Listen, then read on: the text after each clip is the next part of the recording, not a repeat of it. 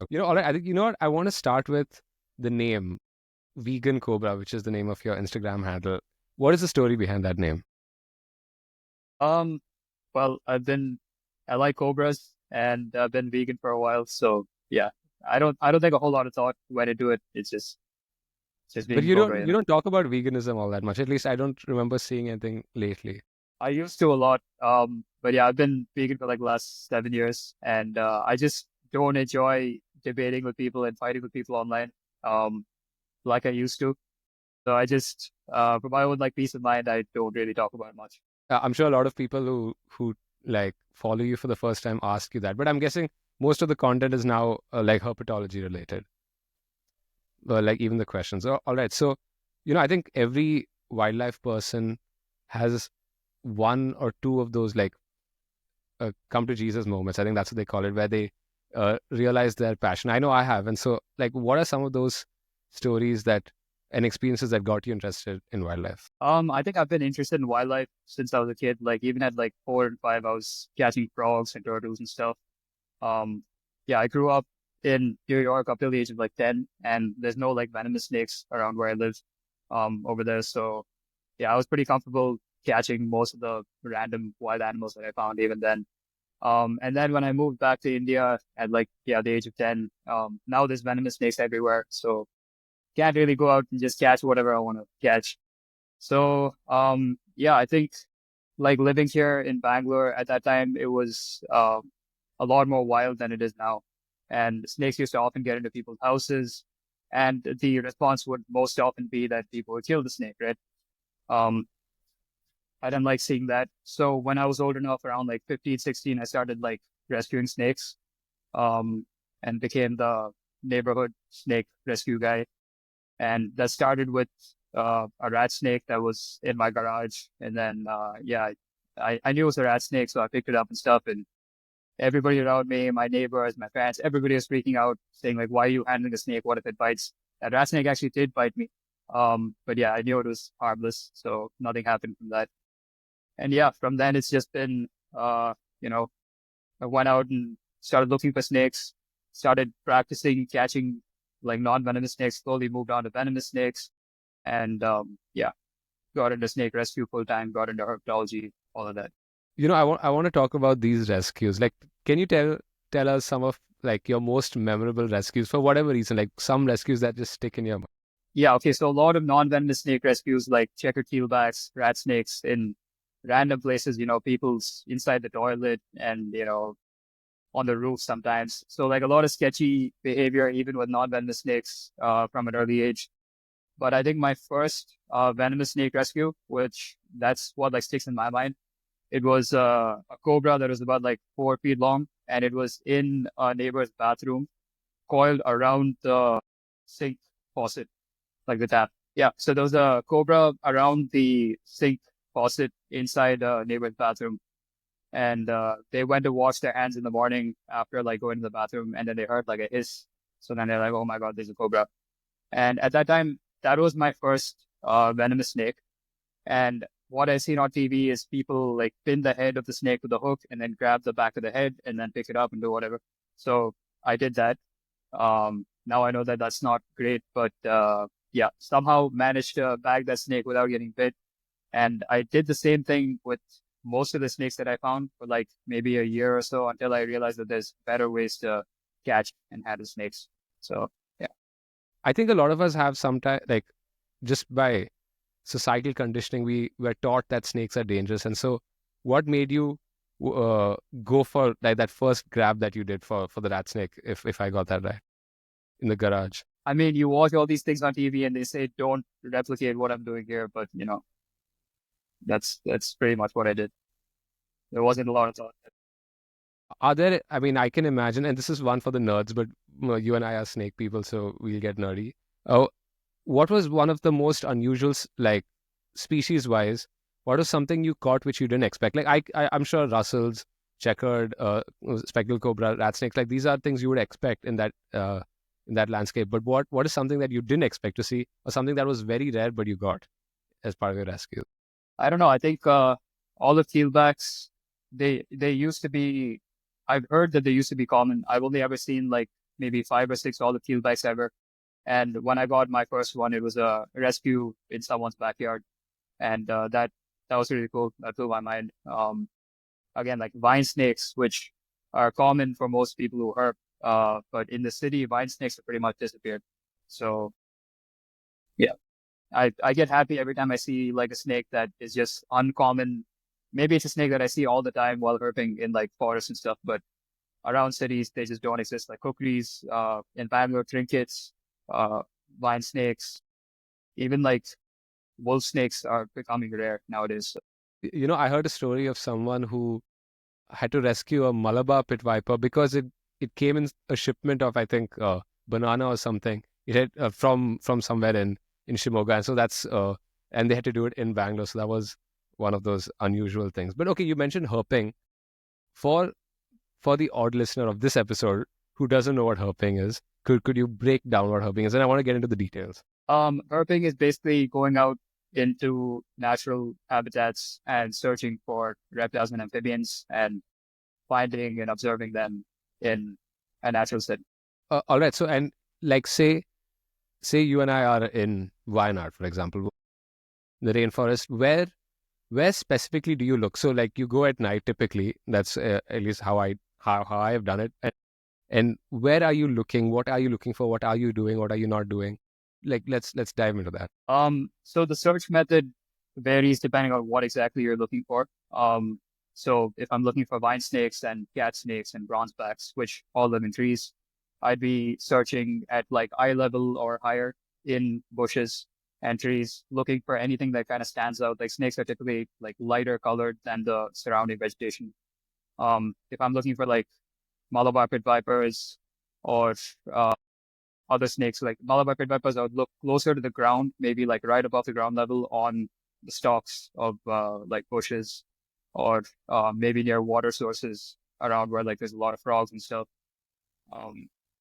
And yeah, if I'm looking for things that live on the ground, like wolf snakes or cricket snakes, I'm looking in the leaf litter, I'm looking on the ground, like for hump-nosed pit vipers and stuff. If I'm looking for shield tails, I'm lifting rocks, looking underneath rocks, because those things live underground and they're going to be like under the rocks most of the time. So search method varies based on what you're looking for. I know you've herped in the Western Ghats, in the Northeast, and the Eastern Ghats, and even Thailand. I remember seeing all those photos. How is herping different in those landscapes, apart from the species? Is it different when you go to these different places? Yeah, for sure. You need to really do your homework before going to a new place to figure out what methods work. Because, for example, in Arunachal, you can't really do that much on foot because the landscape is so like steep, and you can't really walk a stream because the streams are like this and they're overgrown with bushes and stuff. So if you want to find snakes, you have to like road cruise or walk along roads. Road cruising is the best method in the Northeast, I would say. There's yeah, I mean, each place has a different method that works really well for finding snakes. Sometimes it might be flipping rocks, sometimes it might be just walking a stream, sometimes it might be walking higher up on like a ridge or just trails through the forest. Um, yeah. I think these these videos that you watch online. I know Fishing Garrett is one of the most famous ones. I think they sometimes at least they give me a very distorted view of like how often you see these creatures. And so I know you've herped in the US as well. And so what landscapes, like if I'm going to ask you to rate them, okay, the frequency with which you see snakes, what landscape would you say has the most? And then we'll go down from there. I'd say herping in the US is way, way easier than India. Example, in like Florida, you can just do anything, any method. You walk anywhere, you like drive a car down the road, you do anything, you're going to find snakes. Like it's that easy. In India, it's a little bit harder in different areas. I would say Arunachal is extremely hard. Sometimes you go like 3-4 days without seeing a snake. You'll find other things, but and then like one day the conditions might be perfect and you might find like 5 snakes. So yeah. No, that is 5 like individuals, not 5 species. Yeah. That's crazy. Thailand, how is Thailand? And Thailand versus the Western Ghats. Thailand is again very like each part is different. Around like Bangkok and stuff, you can easily rack up like 100, 200 snakes in like 3-4 hours of like 4 or 5 species. And then once you get to South Thailand, maybe like the Malaysia border, there like snake diversity is super high, but snake density drops massively. So the way we were herping there is we had like a team of like 6 or 7 of us. All of us have walkie-talkies, and all of us like split up and go on different trails. We might be kilometers apart, and in a single night, which is like maybe 7 p.m. to 7 a.m. that we're herping, each person might encounter 2 snakes. So the entire group might get like 10 to 15 snakes in a night. So yeah, it's very, very different. And yeah, search effort and search method plays a very, very big role in what you find and how you find it. Yeah. So, and now you have formally studied this as part of your masters, and I'm curious, like, what does an academic like engagement with these animals give you, which perhaps like an enthusiast doesn't have? I think my like formal training in biology has really like helped, but a lot of the skills and a lot of things that I use now on a daily basis have not been things that I've learned in school. So they teach you the basics of like maybe taxonomy or, behavior and ecology and stuff, and how you apply that to actually herping or whatever it is I do right now. That's like far removed from what we were taught in school. But I think having a basic foundation has really been helpful in everything that I do now. How did you choose your like? If I've done my research right, you did something on salamanders, right? Like that was your thesis. And so how did you choose your question? I can imagine that being quite hard, especially for someone who's interested in so many different types of herbs, right? Like, what was that process like? For me, choosing that particular project for my master's degree, which was at Kennesaw State University, and I was studying the mating systems of salamanders, and more specifically, like the genetics of these salamanders and how it relates to their breeding behavior and stuff. So I wanted to gain some skills in genetics and lab work, and some of these broader questions in ecology and herp research. So one of my friends became a professor, and he was looking for students. So I was like, okay, this is a cool project that I can go and learn these skills and get to work with somebody I already know. So that's why I went ahead and did that. And yeah, I mean, I learned a lot. It was awesome. But I think being in the field and doing things hands-on as opposed to lab work and data analysis and writing and stuff that's where my passion is. So that's why I've decided to come out from research as my main thing and do more of like just field-based stuff now. Okay, so all right. So then let's talk about rescues. Could you walk us through what a typical like rescue looks like? In that, like, what is the sequence of events, and what do you do once you reach the rescue site? So typically somebody has seen a snake and they're freaking out, and maybe the snake is inside, maybe the snake is outside. Most of the time they don't know what snake it is. Sometimes they're able to identify it as a cobra or something like that. So they call a snake rescuer, who might be me. And first question I ask is, can you still see the snake? Where is it? Right? If the snake is outside in a garden or something like that, then I usually ask them to, like, from a safe distance, go and get a photo of the snake. And what happens usually is they go out to the garden where the snake is. If it's a rat snake or something and it just sees the person approaching, the rat snake folds and it's gone. The snake has rescued itself, so I don't need to go. But if it's a cobra or even a viper, it usually won't go very fast, so it's probably going to sit in one place. So I'll try to assess if the snake actually needs to be rescued. Are there people around who are like looking to kill it? Like, is the rescue actually required? And if the rescue is required, I ask them to keep an eye on the snake until such time I arrive. And now to actually catch the snake, the best method is the pipe and bag technique with a hook. So you set up like, you can use a bag, which is like a pillowcase, open on one side, close on the other side. And you put like a pipe, like a PVC pipe, or even a water bottle with like 2 sides cut off works fine too. You put that in the mouth of the thing and you set it up against like an edge, like the edge of a wall or something like that. And if it's a venomous snake, these days I avoid even touching the snake with my hands unless like the snake is absolutely requires me to catch it. So if there's a viper or something, and I can just use the hook to move the snake closer to the opening of the pipe, and it goes in by itself, perfect. Sometimes there's like burrows around, there's like, bushes and stuff, and a snake decides to bolt in that direction, in which case You have to catch the tail, you have to hook it and bring it closer to the pipe and bag to bag the snake. Yeah, and where do you release them, like the ones that you catch? Well, I tell people I release them very, very far away for their peace of mind, but most of the time it ends up being just right around the corner, like outside somewhere within like a few 100 meters of where we caught it that looks pretty natural, sometimes into like a drain or something. It's so that it doesn't disorient the snake, right? Like it does live in this particular home range. Do you think, uh, like, do you use those opportunities? I'm sure you do in some ways to teach them about snakes. And so, like, what is the kind of reception you get from these folks? Like, how do they receive this snake knowledge, as it were? Again, everybody is different. Everybody's like has a different approach, has different preconceived notions about snakes and stuff. But yeah, at each rescue, it's a really good idea to like talk a little bit about the snake, talk about why it's here. And if it's a harmless snake and you've actually caught it in your hand, maybe even let them touch a snake for the first time. It, goes a long way in terms of changing their perceptions and getting them over their fears. So yeah, there are some people who are very, very receptive and very keen to change and to learn. And once you tell them, oh, this is a rat snake, and like, even if that person has a rat snake in their house going forward, they'll just send me a photo on WhatsApp and be like, hey, this is a rat snake, right? I'll be like, yeah. They'll be like, okay, peace. So they don't need me to come and catch it. And they're chill with the snake being there. And there's some people who just absolutely hate snakes and want to kill every snake they see. And yeah, I mean, you can try to change those people's minds, but it's a hard task. So in all of this, in all these things that you do, I want to know where social media fits in. Like, uh, how are you using social media to further this cause and amongst others that you do, like along with veganism and so on?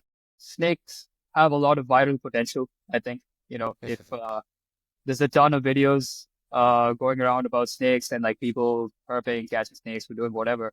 There's a lot of misinformation out there too, but I don't think anybody is indifferent about snakes. They either like think they're really cool and they're fascinated, or maybe they're scared but they're still like fascinated by them, or they like are very scared and absolutely hate them. But there's nobody who's just like, I don't care about snakes, right? So I think it's good to like make some videos every now and then, talking about what are the common snakes found in the area. How should you react if you see a snake? And then for those who are like willing to go the extra mile and want to learn how to like find these snakes based on their behavior and how they live in the wild and stuff like that.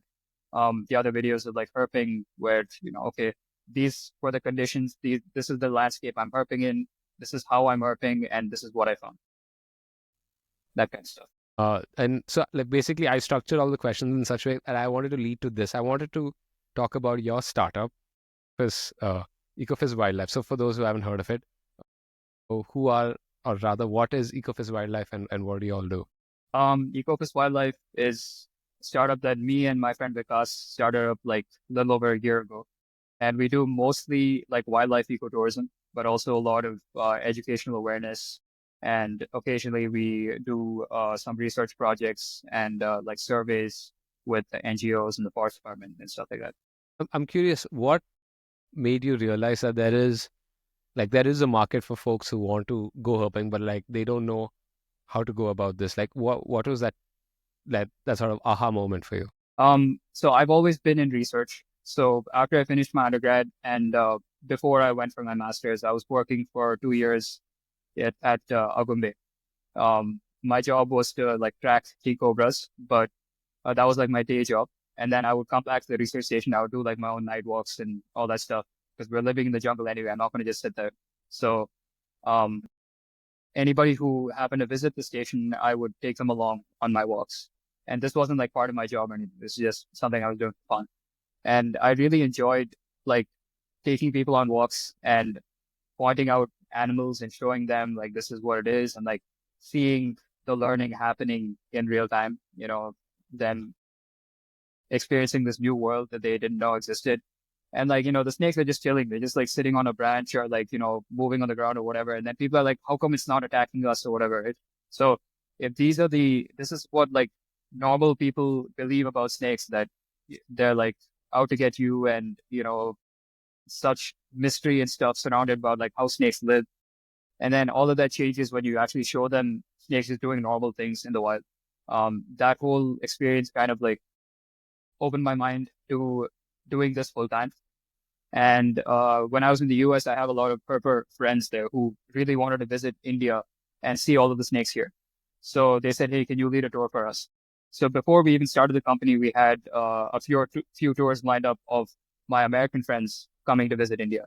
So once we ran those, we're like, okay, the tourism side of like, we know how to herp, we know how to find snakes, and the whole hospitality side and the logistics side of planning a trip and all this stuff we learned on the job over there. And we were like, let's just do this full time. This is fun. So yeah. I think there are some folks who are like so determined. This is like, I do this informally. Every person I try to meet, I'm trying to convince them that these creatures are harmless. And so if you meet someone on the fence, what is it that you say to them to get them over the line? I think that's the ultimate goal of, all of us, like us nature folks. And so what do you like, how do you convince someone who is convincible, but not like quite there yet? You're talking about convincing them to get over their fears of snakes? Yeah, exactly. I mean, if I have an opportunity to, I would try to like show them a snake in like real life and say like, hey, look at this. It's not chasing you. It's not harming you. Walk towards it, see what the snake does. It's going to move away from you. Like, if that opportunity exists, I think like the hands-on in the field experience, there's nothing that comes close to that. But otherwise, you can talk about your experiences, talk about, how like snakes aren't out to bite you, whatever, right? And there's so many videos out there that you can show people of like, a snake just chilling and doing its thing. And then the person approaches, the snake just flees, goes away. So the only reason like a snake would bite is if you go and like step on it or grab it or do something to harm it, and it's got no escape mode. And I think there's ways to convince people of that. I don't know. Okay. So now we are approaching the last few questions, and this is, you cannot give a cop-out answer to this question. Okay, you're going to have to name something. What is your favorite species? And you cannot say, oh, all of them are great. You'll have to name one of them. I'd say my favorite species are the ones that I haven't seen yet. And then once I see them, it's no longer my favorite species. So for a long time, I was targeting callback spit viper in the Northeast, right? So 2 years ago, I did a trip there and we failed at finding it. This year, like I've been thinking about that snake for the whole year and like doing all my research about the snake. This year we went on the first day that we like actually looked for it with a dedicated effort. We found two of them. So, that if you'd asked me this question like last year, I would say that is my favorite snake because I'm focused on that at that time. Right now, I have some goals of some snakes I want to see, like maybe the Himalayan lancehead, which is Protobothrops callback. Protobothrops himalayanus. And then other snakes in Thailand and stuff like the blue coral and other things. So basically my favorite snake is whatever I am hunting for at the present point in time. And then it no longer is my favorite snake after that. All right, cool. Yeah. Okay, so this is the last question. I think I end all these interviews with one question, and you can take this however you'd like. If you had access to billboards all across the world for a day, just for a day, what is one message you'd put over there? Probably something along the lines of encouraging people to go out and, experience wildlife firsthand instead of just like watching videos and reading about it or whatever. As well as just like going and hanging out with animals. Animals are cool as hell. So I don't know the exact message. Yeah. Experience wildlife firsthand. Let's say that. I think those three words. Go touch some grass. I think. Yeah. I love that. Okay. Cool, man. Well, Yatin, thanks for coming on. Thank you for having me. It's been great. Thank you so much for listening. Before you go, I have 3 small requests to ask you. If you enjoy listening to the episode, then please subscribe. Second, please share this with someone who you think will find it valuable. You see, a lot of effort and time goes into creating these podcasts. And so by sharing it, you'll help me reach new audiences, and that'll help keep the show alive. Third, please tell me your thoughts. You can reach out to me on social media, on email, and so on, and tell me what you enjoyed, what you didn't like, and new guests and episodes that you'd like to have discussed on the podcast. Again, thank you for listening. I'll see you in the next episode.